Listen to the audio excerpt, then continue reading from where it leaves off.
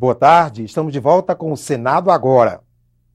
Os planos de saúde que descredenciarem um profissional terão que substituí-lo por outro equivalente. A mudança, que começa a ser aplicada daqui a 6 meses, deve ser comunicada aos usuários do plano com 30 dias de antecedência. A proposta, de autoria da senadora Lúcia Vânia, do PSDB de Goiás, já foi sancionada pela presidente Dilma.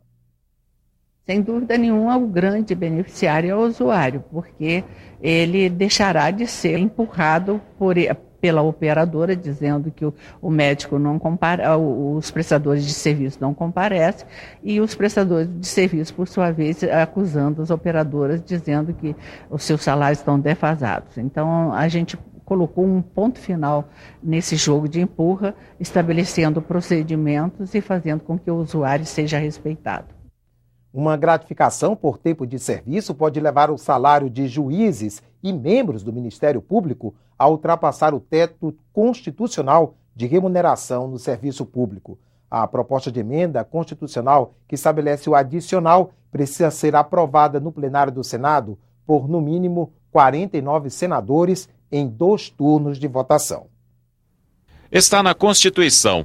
O salário dos ministros do Supremo Tribunal Federal é a remuneração máxima que pode ser paga a funcionários públicos. É o chamado teto constitucional, fixado atualmente em R$ 29.462,25.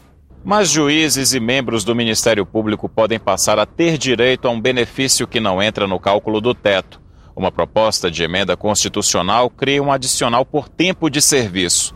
A cada 5 anos trabalhados, juízes, promotores e procuradores vão receber uma gratificação de 5% do salário.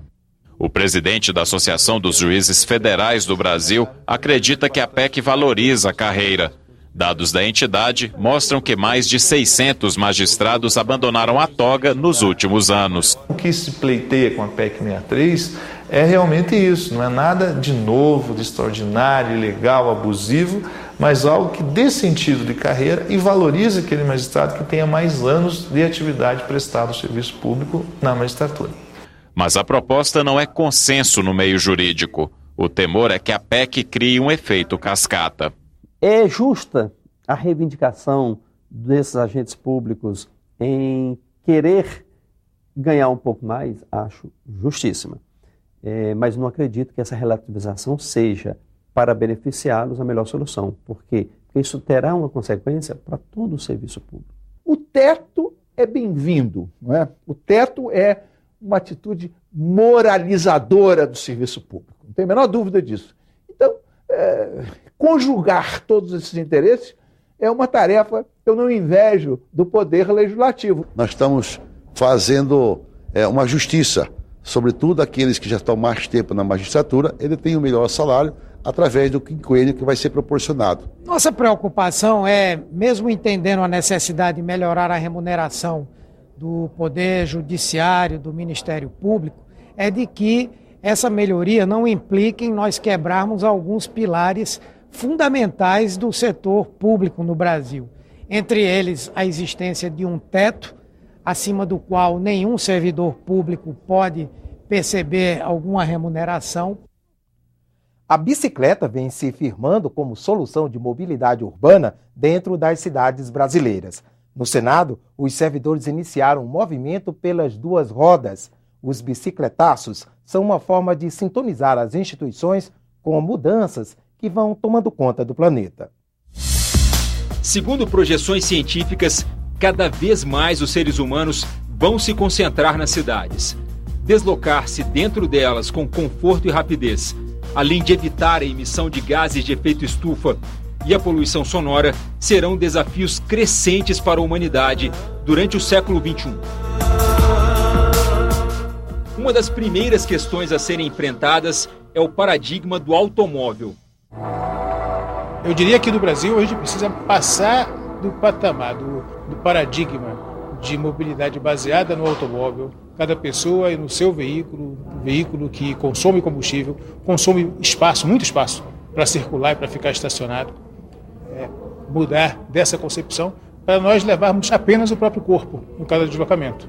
mobilidade é das pessoas, não dos veículos. Para pequenas distâncias, nós poderíamos usar o que nós chamamos de modos suaves, que são as bicicletas, andar a pé, pessoas andam de patins, por exemplo, são modos suaves, né?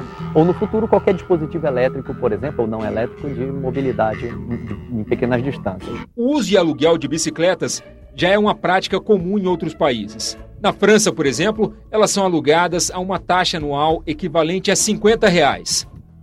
Há quem já aceite o desafio de evitar o carro para se locomover diariamente.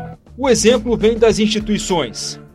O Senado, por exemplo, começa a ingressar em um novo tempo. Grupos de servidores vêm promovendo bicicletaços. O objetivo é sensibilizar para mudar o meio de transporte. Quem trabalha aqui vai, pouco a pouco, trocando os carros pelas bicicletas. Fiz o teste um dia, outro dia eu vim já de bicicleta para cá e utilizei um caminho, depois eu testei um outro caminho, até que eu criei segurança e botei uma meta. Nos dias que eu não tiver que deixar filho na escola, eu venho direto de bicicleta para cá e volto. E feito isso, estou vindo pelo menos 3 vezes por semana. O projeto Senado Verde vem incentivando e abrindo portas para o movimento sobre 2 rodas. O Senado passa a ser um cumpridor de legislação que ele mesmo cria, né? Se cria um programa de mobilidade urbana, né? Por que eu não vou cumprir isso? Então, nós mesmos cumprindo a legislação, sendo um exemplo para a nação e fazendo, a gente pode ser espelho para os demais órgãos públicos nessa questão, né? Então, acho que é um excelente exemplo que a casa está dando.